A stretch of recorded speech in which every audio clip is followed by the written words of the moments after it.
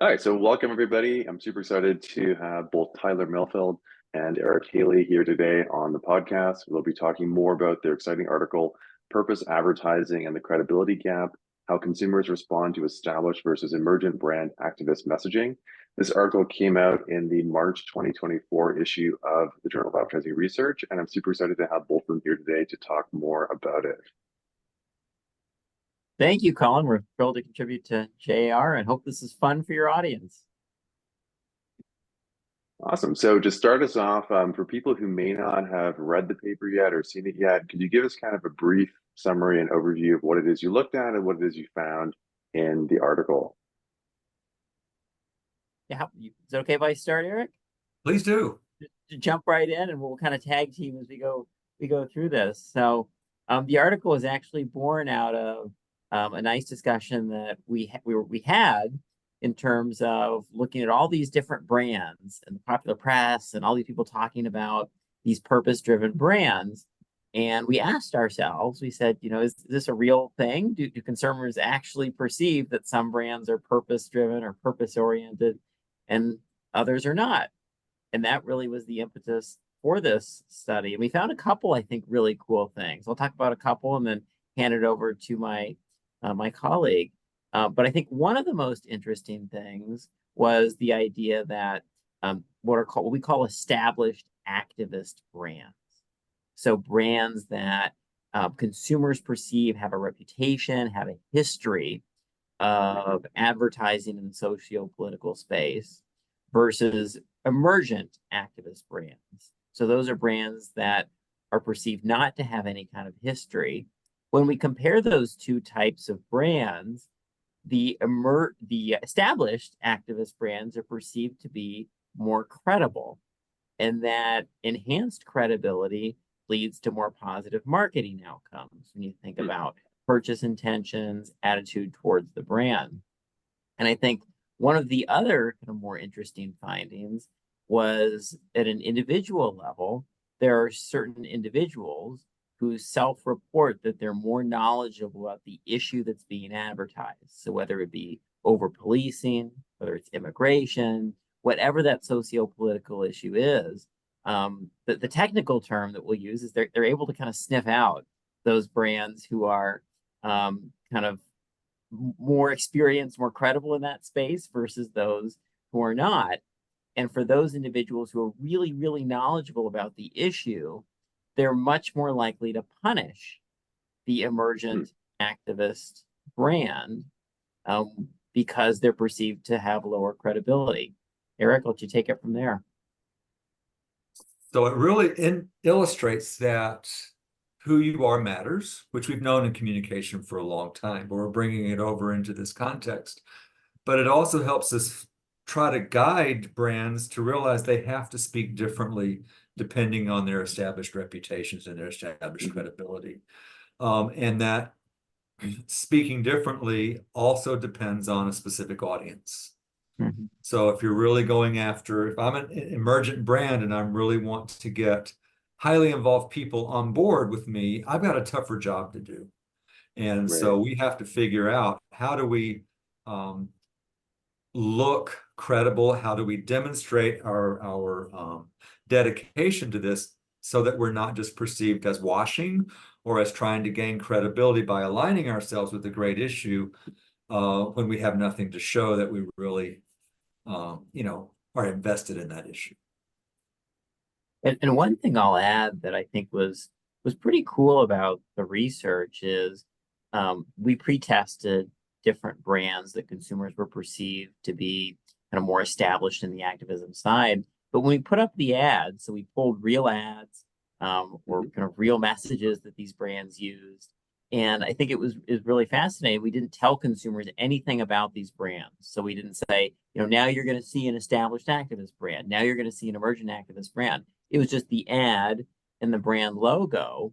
And that was enough to really generate those mental models about whether it's an established brand, established activist brand, or emergent activist brand. So those mental models exist in the minds of consumers. So consumers are pretty good at already sort of knowing this and categorizing those brands. Interesting. Yeah. So if we flip it then and think about it from an advertiser's perspective, obviously, as you stated, there's like a really important implication of, know who you are and know who you're speaking to as well too, right? Any sort of other implications that kind of flow out of like the key findings that you get from your research? One thing that also emerged from the research, so we compared an activist message or a socio-political message, what we call a lower consensus message, where there tends to be more debate in the public sphere about it, to a high consensus message. That high consensus message, think about it as just regular kind of product-oriented advertising. So we noticed, or we observed differences really only in that socio-political realm, in those low consensus type messages. Don't see those differences emerge in the higher consensus type messages. And I think another implication from that was that we also observed that even for the established activist brands, when they enter that low consensus territory, it still doesn't perform at the level of the high consensus message. Now, it does offer them a competitive advantage versus the emergent activist brand, but it's also still not on par with the high consensus messages. So you can think about it as like a stair step type effect. And I thought that was super interesting, that even established activist brands aren't immune to backlash. That's interesting. So like, as an example, would like a low consensus be something like climate change, where there's some people who are against it and some people who are for it? Would that be one where there's more sort of mixed response to it, or? Yeah, exactly right. And those issues, as my very knowledgeable colleague Eric had noted, changes over time, right? An issue can be divisive at one point in time, or low consensus today, could become higher consensus. So we were really looking at issues at that point in time that were salient and that were also low consensus. So we looked at like over policing, which is a really big issue a couple of years ago. We looked at immigration, which was another hot button issue. And as I think what's important is that, again, that individual's issue knowledge and that individual issue are really, really important kind of lenses to look through.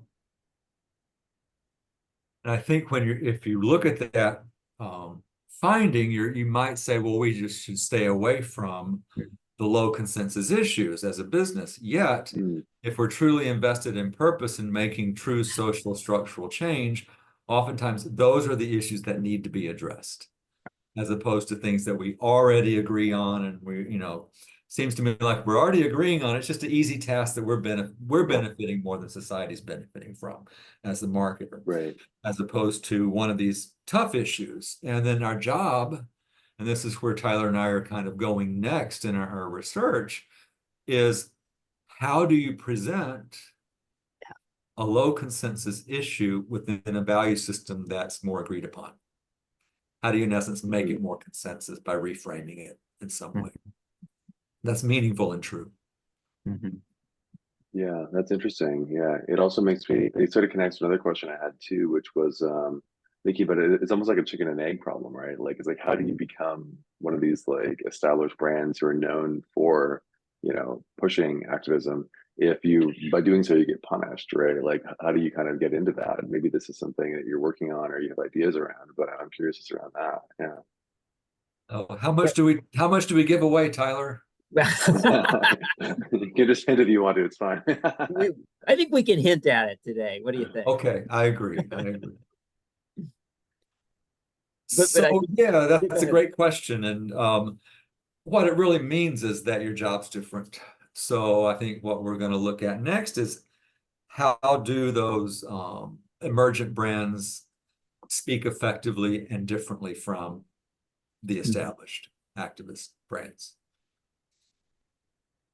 I think it's a super interesting question, right? Is how did brands like Patagonia, Nike, Ben and Jerry's, the ones that we looked at, become established activist brands, right? Like what is it about them that led to these very dominant impressions, and what can an emergent activist brand learn from those particular brands if they want to go into that space? But I think, the immediate takeaway way, is that if you are an emergent activist brand, that there is a credibility gap.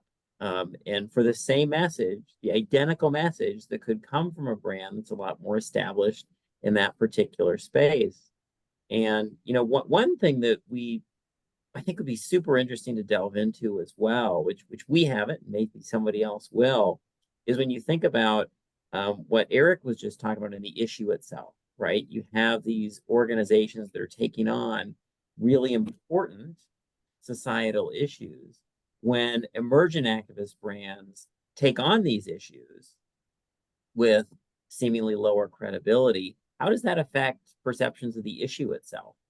Like, how does that affect discourse around the issue? And is it better, perhaps, for the more established activist brands to really lead that particular charge because they're already perceived as credible and might actually inspire more robust and more productive discourse? We didn't get into that, but I think that's a really, really interesting extension coming out of this study.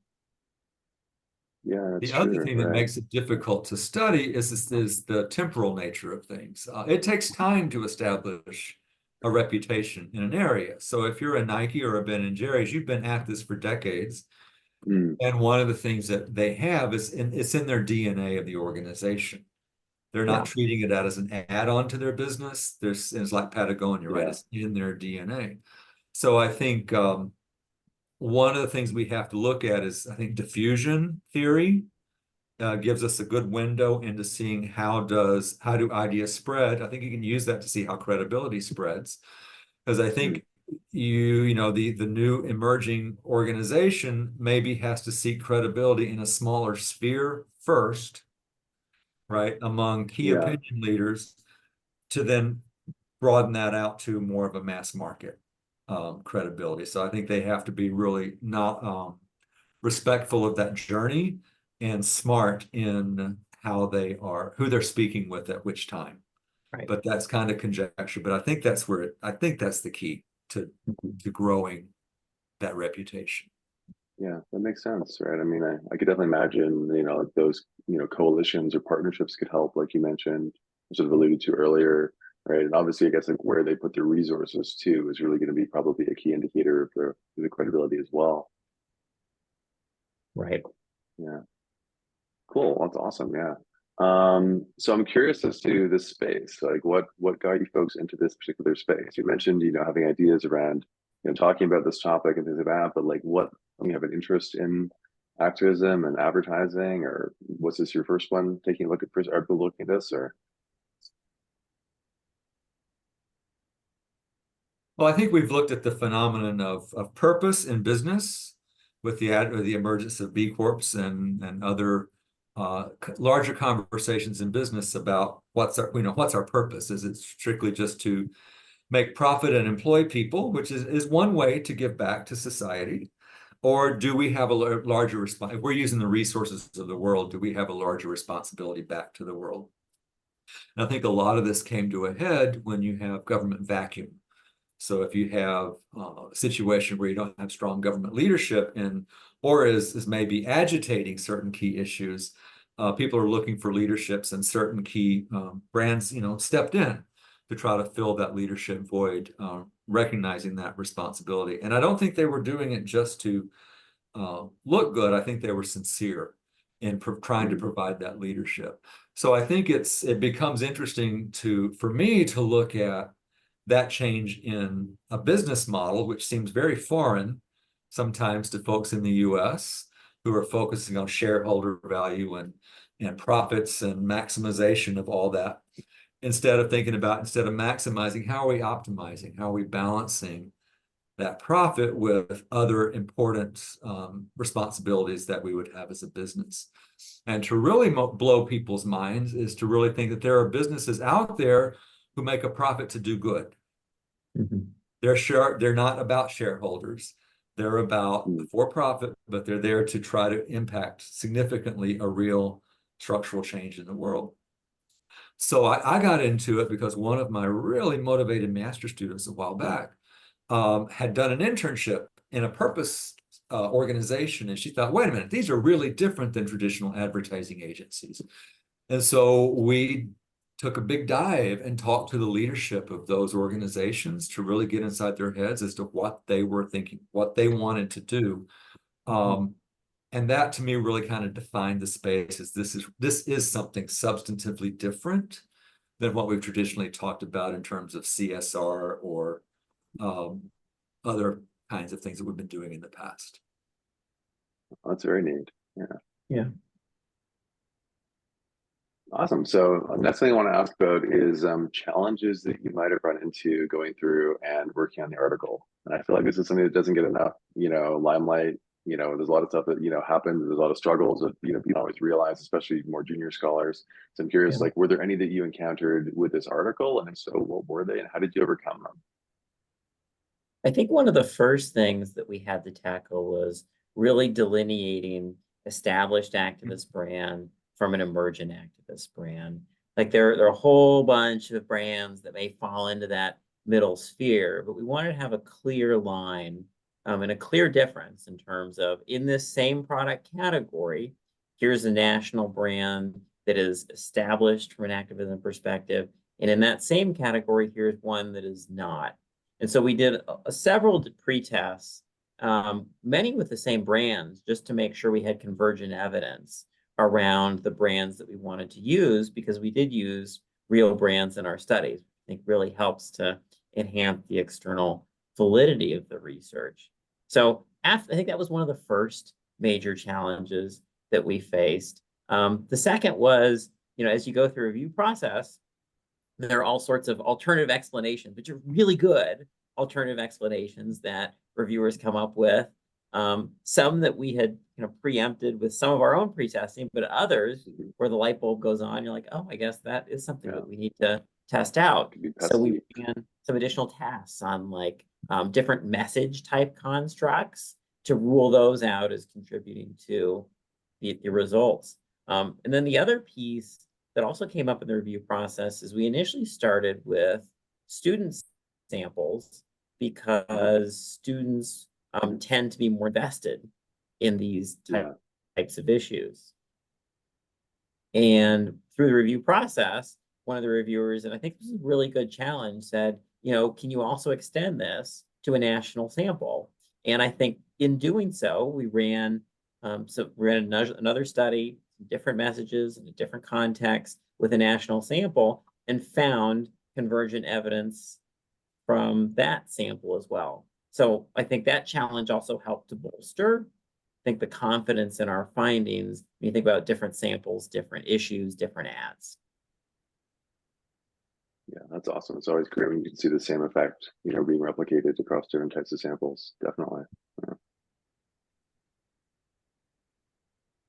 Cool. Awesome. And the question I want to look at is always where to next, right? We've had a couple different ideas that we've talked about already around where the research might go next. Anything else, any other sort of directions you think would be, interesting or fruitful to look at, or any other sort of, places that you had ideas that came up as you were going through and working on the paper? So we've talked about how do you get consensus around lower consensus issues. And I think actually Tyler's dissertation study is a great example of how you do that. So he's already there figuring it out. I'll brag on him and say, I don't know, when I was a student and my first article didn't win a best paper at Journal of Advertising, but his did. So kudos to you. I helped a little bit, but you were the mastermind, clearly. But it's really interesting to see how can you take an issue that people might push back on and how can you frame it within a value system that they believe in. And I think that has huge implications for speaking about purpose issues going forward. So I think definitely we're going to be looking more into that space. And Eric, I would also say too, I think that has huge implications just from a societal discourse perspective, right? If you're a brand that is really passionate about an issue, whatever it is, can you find a way to start a conversation with folks on both sides of that issue, which ultimately then can help to enable productive dialogue, right? Versus having that immediate backlash and saying, nope, not interested. All of the negative word of mouth stuff that goes with the brand, all the anger, all of that stuff. are there ways that brands can get into that, not only from a credibility perspective, but also to facilitate discourse? Another, I think, interesting area within this space too is that this study and a lot of studies look at how people respond to brands at one point in time. You know, when a brand does take a socio-political or low consensus type stance, it does tend to create sometimes a firestorm, as we've seen with some examples. The interesting thing would be to look at it over a longer period of time. You know, a year, 2 years later, who are the people that still hold some of that negative sentiment towards the brand? Does that even exist? Do people forget about it? I think that's a really, really interesting piece. And also to see how brands and people's perception of the brands, right? Emergent activists versus established activists, how those can also evolve over time. Because we live in a very dynamic world, very dynamic environment. I think that's one of the most fun things about marketing. It's very true. That things It's always continue changing. to evolve. Yeah, it's always changing. Yeah, yeah. I'm getting echo there. Yeah. The other one I'm wondering about too, this is I'm curious as to what you both think, because you're much more expert in this area than I am, is the category. If there's already an established, you know, strong player around activism, like if there already is a Ben and Jerry's and ice cream, for instance, right? Is it tougher, you think, to potentially get into that space if you're also an ice cream, or is it better to do it in like a competing category or a different category altogether, where maybe there isn't already a brand that has a strong connection with activism?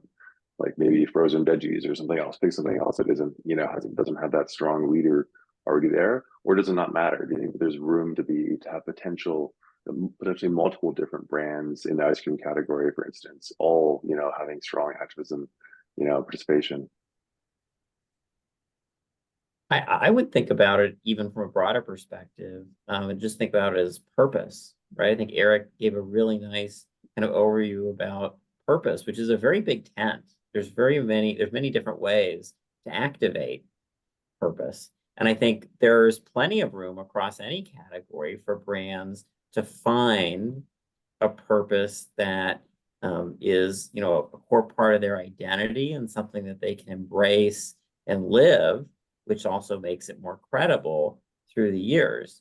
I think that's a really interesting question, though, is, you know, can brands have the same purpose in the same category? And I would think from a branding perspective, you'd want to have some kind of point of difference in the market. So if you know that Ben and Jerry's is here or Nike is here, and say, well, maybe we're going to activate and advertise our purpose in a little bit of a different way to connect with our target audience, or to connect with, you know, the audience we're trying to bring in, that also leverages, I think, the core tenets of that brand. It's cool. That gives hope then, because I know that most of the, I'm sure you have this as well too. You know, most students are really sort of excited by purpose-driven brands, and I think we're seeing it. You know, a lot of them coming in, so it gives hope that there is space for them in the market as well. Absolutely. Awesome. Thank you so much for taking the time to share more about your article and more behind the scenes around it as well too. I really appreciate having both of you on, Eric and Tyler, and, you know, showing more about your article. So again, it came out of the March 2024 JAR issue. So if you're interested, please take a look at that. And thank you again for being on. Thank you for having us.